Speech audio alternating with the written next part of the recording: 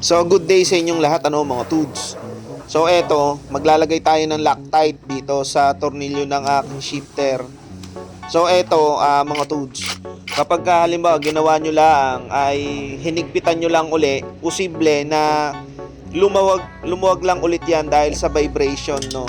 Problema din talaga yan kapag halimbawa naka-muffler, no. Tapos ayan, problema din mismo ng mga single cylinder na mga motor, no, na yung vibrate.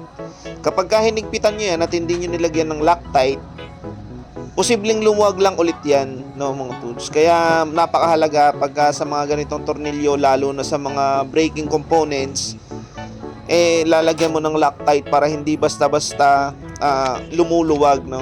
So yan, dyan, binalik na natin. Tapos hinigpitan.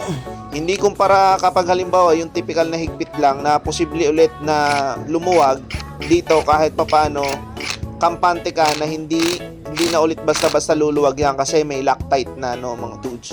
So nandiyan sa yellow basket mga tudes. Kung gusto nyo din umiscore, ride safe always. Peace out. Goods na ulit, oh.